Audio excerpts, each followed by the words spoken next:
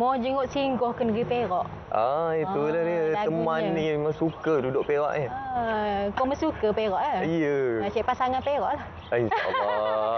Nak cari pasangan Perak ni, kita kena explore. Kita kena ketahui lebih lagi pasal Perak ni. Betul. Jadi untuk kita berkongsi mengenai tarikan-tarikan pelancongan yang menarik di negeri Perak ini, sebab sekarang ni dalam tempoh PKPP ni, ramai yang berencana untuk melancong dalam negara ni. Nak tahu mana lokasi yang terbaiknya, Mek? Atau kita bersama dengan tuan tanahnya lah. Di kawasan Perak ini kita kena bersama dengan seseorang yang boleh berbicara lanjut mengenainya. Jadi kita alu-alukan kehadiran bersama dengan kita pada hari ini bersama dengan Yang Berhormat Datuk Noli Ashilin Datuk Muhammad Razif, merupakan pengerusi Jawatan Kuasa Perumahan, Kerajaan Tempatan dan Pelancongan. Perak memang molek. Molek sungguh. Jadi kalau kita lihat sebenarnya pagi-pagi begini, saya sebab sudah lama tidak berada di kawasan kampung, pagi tadi bila bangun je boleh dengar ayam berkokok, bunyi kicauan burung. Jadi itu satu keberuntukan sebenarnya untuk rakyat Perak. Jadi bagi Datuk sendirilah istimewanya Perak. Kenapa kita nak kena moh ke Perak ni? Okey, terima kasih Mac. Terima kasih Menawar. Saya pertama sekali ingin mengucapkan terima kasihlah pada pihak RTM untuk mengadakan program Citra Desa di negeri Perak pada kali ini. Kalau kita nak menyentuh berkenaan dengan keunikan negeri Perak ni, sebenarnya kita ada terlalu banyak keunikan sebab sebuah negeri yang cukup meluas dan alhamdulillah pada hari ini kita mempromosikan negeri Perak berteraskan orang kata produk pelancongan yang kita kira merangkumi semua. Kita daripada gunung hinggalah ke laut. Daripada segi produk ekoturism, daripada segi agroturism, Perak merupakan antara negeri yang boleh menawarkan pelbagai aktiviti. Dan pada hari ini kita lihat di Perak sendiri kita mempunyai 6 kluster ataupun daerah pelancongan yang bila ada pengunjung, sesatu kluster tu boleh menyediakan pelbagai orang kata pengalaman daripada penginapan hinggalah ke makanan dan aktiviti serta jejak-jejak warisan. Dan pada hari ini Perak memang mempunyai orang kata kehebatan di mana kita mempunyai UNESCO Heritage Site di Lenggong. Dia dah memang jadi World UNESCO Heritage Site. Dan kita juga mempunyai beberapa produk-produk lain seperti Royal Belum untuk eco pelancongan yang akan disenaraikan sebagai World Heritage Site juga di bawah UNESCO. Begitu juga dengan Jopark. Tadi kita dah dengar pasal Jopark saya rasa. Jopark Lembah Kinta, Jopark kedua untuk negara Malaysia, dan insya-Allah kita akan ada satu lagi Jopark iaitu Jopark Lembah Lenggong. Ada pula dan di Perak. Ya, betul. Dan itulah pelbagai. Dan dari segi orang kata pulaunya, kita ada Pulau Pangkor. Dan sekarang bermula pada 1 Januari, saya rasa ramai yang umum tahu dah memang jadi Pulau Bebas Cukai. Saya pun dah pergi dah. Sempatlah saya membeli beli coklat bawa untuk kawan-kawan dekat office tu. Nak beli coklat, memang sesuai sangatlah Pulau Pangkor tu. Tapi mungkin Datuk boleh kongsikan juga bagaimana situasi ataupun senario pelancongan di negeri Perak selepas pasca pandemik COVID-19 ini, tempoh PKPP ini. Secara orang kata, kalau kita lihat kepada sejarahnya, prestasi negeri Perak sememangnya sangat baik untuk pelancongan domestik sebelum PKP. Kita negeri yang menerima pelancongan domestik tertinggi di Malaysia yang bermalam lebih daripada 10 juta orang. Tapi kita tahu sekarang ni pasca PKP dengan menangani COVID-19, kita memang mempunyai pelbagai cabaran lah. Tetapi kerajaan negeri telah mengambil beberapa pendekatan yang orang kata yang boleh memberikan keyakinan kepada pelancong-pelancong domestik. Dengan pertamanya kami melancarkan Perak Good Practice Guide, iaitu SOP, pematuhan daripada segi operasi operator penginapan dan juga pengendali aktiviti-aktiviti. Jadi ini untuk mengembalikan orang kata keyakinan pelancong untuk datang masuk. Kerana kerajaan negeri bersama dengan persatuan-persatuan seperti Pertubuhan Pelancongan Perak dan rakan-rakan pergi turun ke setiap penginapan untuk mengendalikan khusus bersama dengan Jabatan Bomba untuk pastikan kita mengamalkan panduan amalan baik yang telah disahkan secara asasnya oleh Kementerian Kesihatan. Dan kita juga go on campaign sebenarnya sebab tanggungjawab untuk mematuhi menangani COVID-19 ni, walaupun pasca PKP kita rasa selamat ya, Malaysia antara negara yang terselamat, alhamdulillah. Kita mesti orang kata semarakkan lagi kesedaran bahawasanya responsibility itu bukan sahaja kepada operator, tetapi juga kepada pengunjung. So everybody must play their part to keep tourism safe, to keep our state safe. Jadi itu yang antaralah pendekatan yang kita ambil. Dan kita juga mengambil kesempatan ini, kami ingat rupanya pelancongan domestik ini agak lambatlah untuk recover balik, untuk semakin rancak. Tetapi kita lihat hari ini agak berbeza. Betul.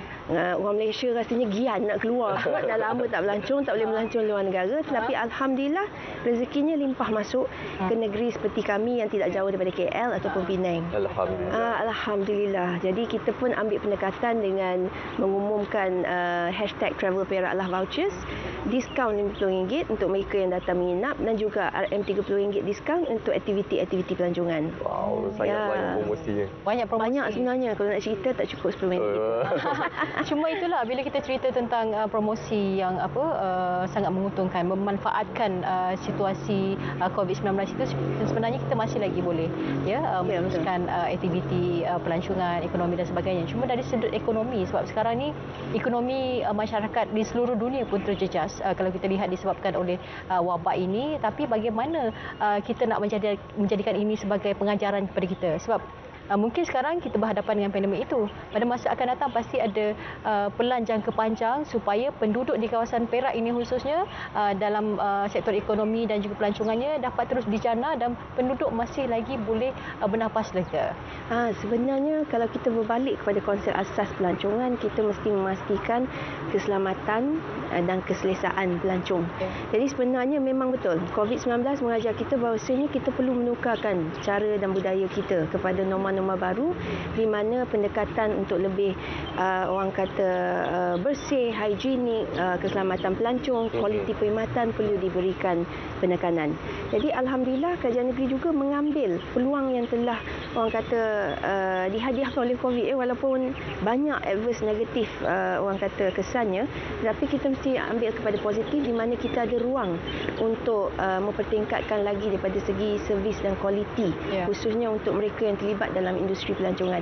Kerana kita tahu pengalaman tidak terhad kepada produk sahaja, walaupun kita mempunyai produk yang cantik, kita ada hutan yang cantik, kita ada laut yang menarik, tetapi pengalaman itu sekiranya dikawinkan dengan orang kata perkhidmatan daripada service operators, pemain-pemain industri yang semuanya, kalau Perak kita tengok community based tourism macam hari ini kita di Gopeng, sebenarnya semuanya pengusaha-pengusaha lokal. Kita ambil daripada lokal dan mereka yang bekerja di kawasan ini, dan kita ambil peluang ini untuk mengadakan latihan sebenarnya. Kita dah buat 2 batch untuk kita punya service operators, frontliners yang paling utama, tour guides kita jenamakan semula, kita berikan peranan yang lain kepada mereka kerana ini norma baru untuk berada di media digital. Dan kita juga telah memulakan training untuk mereka yang mengendalikan servis seperti di laut, di Pulau Pangkor, beach boys, pengendali boat. So kita ensure that bukan saja education daripada segi hospitality, tapi alhamdulillah security, orang kata servis, medical certification, semua tu kita anjurkan untuk mereka pertingkatkan dan kita memberikan pentaulian kepada mereka.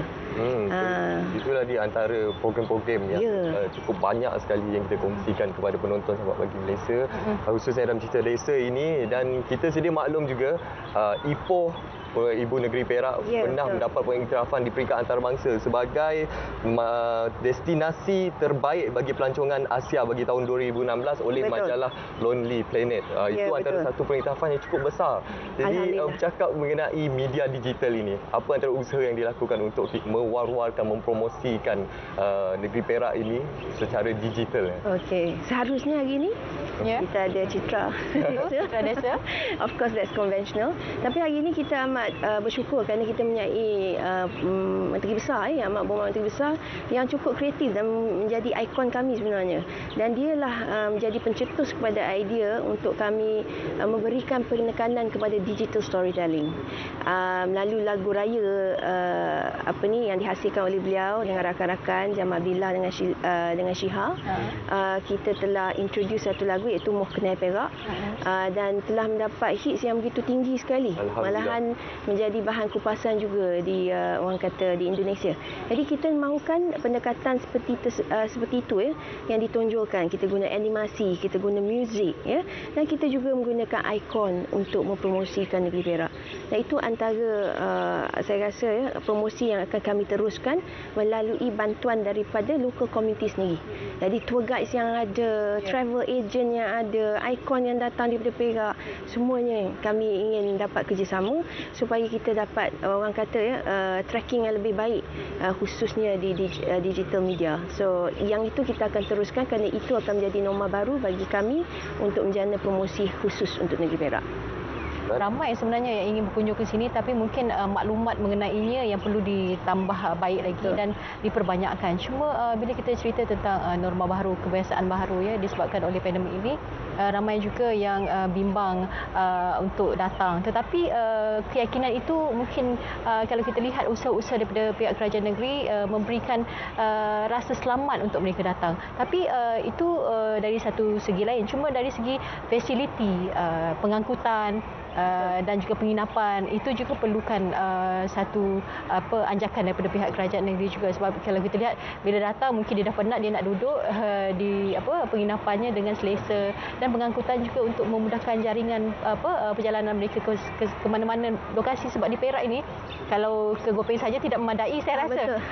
Jadi macam mana nak pastikan boleh meneroka keseluruhan Perak dengan mudah dan memberikan keselesaan kepada orang yang datang. Okey, semestinya kerajaan negeri mengambil pendekatan yang orang kata seriuslah berkenaan dengan infrastruktur dan juga jalinan rangkaian jalan raya dan juga transport pengangkutan.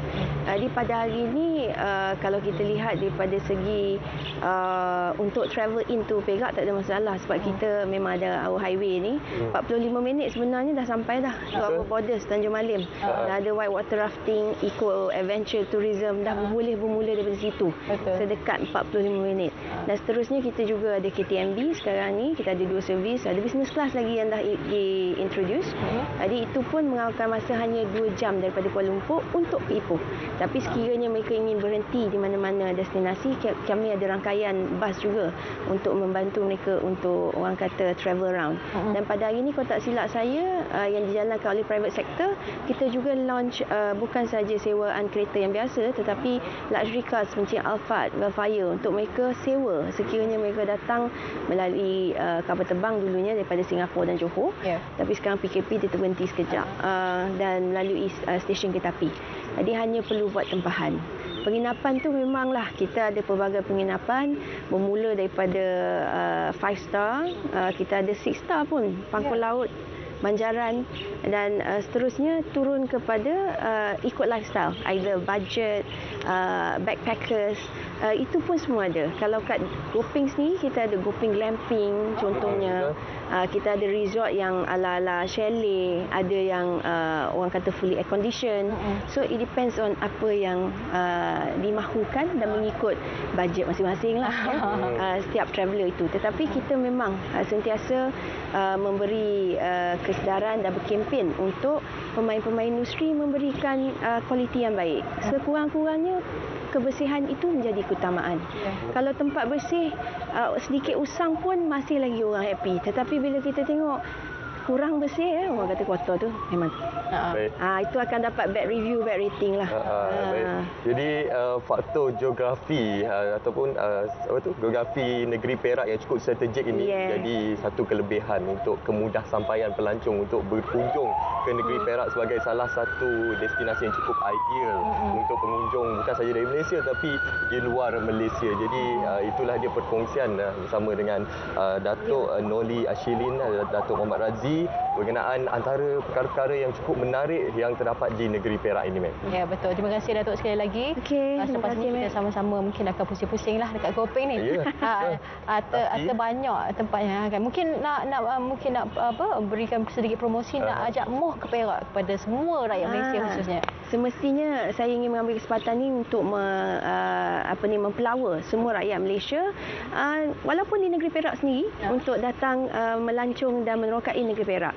Kerana negeri Perak adalah agak selamat daripada segi orang kata tiada mass tourism dan kita mempunyai pelbagai aktiviti untuk anda. Jadi jangan lupa #travel Perak lah.